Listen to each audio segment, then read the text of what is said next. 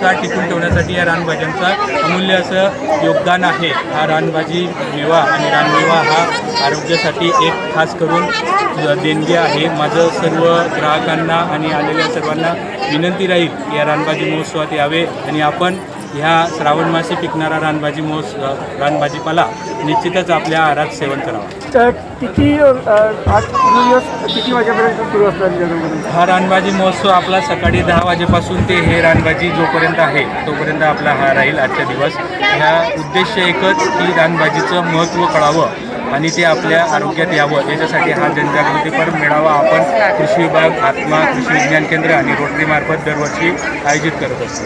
अनेक जे नागरिक आहेत त्यांचं म्हणजे अशा भावना होत्या की हा जो रानभाजी महोत्सव आहे तो एका दिवसासाठी मर्यादित असतो, तो कुठेतरी 2 ते 3 दिवस चालावा जेणेकरून जास्तीत जास्त लोकांचा फायदा होईल. यासाठी आपण काही प्रयत्न करणार आहे. यासाठी सुद्धा आहे आपण आपला जो रानभाजी महोत्सव हा जिल्हा स्तरावर एक दिवशी झालेला आहे.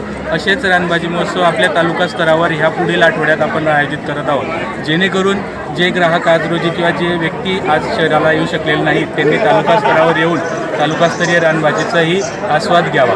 जेणेकरून एकच उद्देश की रानभाजीचं महत्त्व कळावं आणि त्याचा उद्देश आरोग्यासाठी गुणधर्मत्व आहे हे आपल्या आहारात यावं याच्यासाठी हा रानभाजी जनजागृतीसाठी महोत्सव हा दरवर्षी आपण आयोजित करत असतो. सर्व तालुकास्तरीय रानभाजी महोत्सव पुढच्या आठवड्यात आहे. तरी मी आपल्यामार्फत विनंती करतो की त्या रानभाजी महोत्सवाला आपण निश्चितच उपस्थिती दर्शवू.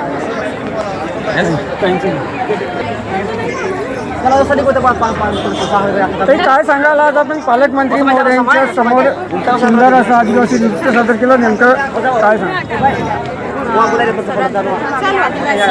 मी आदिवासी, माझी संस्कृती, माझा अभिमान, मला आदिवासी असण्याचा गर्व आहे. माझ्या आदिवासी बांधवांकडून आम्ही सगळ्यांनी आदिवासी दिवस साजरा केलेला आहे. त्यात आम्हाला आमचं म्हणजे आमच्या आदिवासी लोकांच्या सगळ्या समस्या सोडवण्यासाठी संयुक्त राष्ट्रसंघाने 1994 पासून 9 ऑगस्ट हा दिवस साजरा केलेला आहे.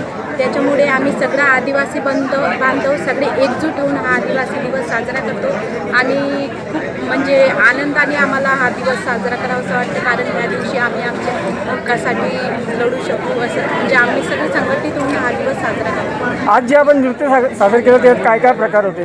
याच्यामध्ये आम्ही आमचा पारंपरिक जो नृत्य असतो आदिवासीचा ढोल वाजवून नाच केलेला आहे आणि नवाई गरबाचा जो आम्ही सण साजरा करतो तो सुद्धा आम्ही इथे दाखवलेला आहे.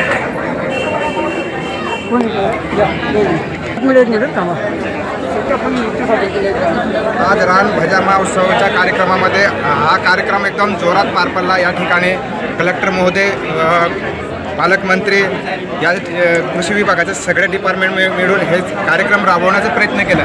याच्यामध्ये खूप महत्त्वाचा विषय आहे की रानभाज्याचा विषय असा आहे की आतापर्यंत रानभाज्या जास्तीत जास्त जंगलात आहेत, त्या जास्त लोकांनी शेतापर्यंत कसं आणावं हे पण शेतकरीने प्रयत्न केला पाहिजे. आतापर्यंत आदिवासींचा जो रानभाज्यापासून जे शरीर चांगलं मजबूत असतो तो आजारी पडत नाही.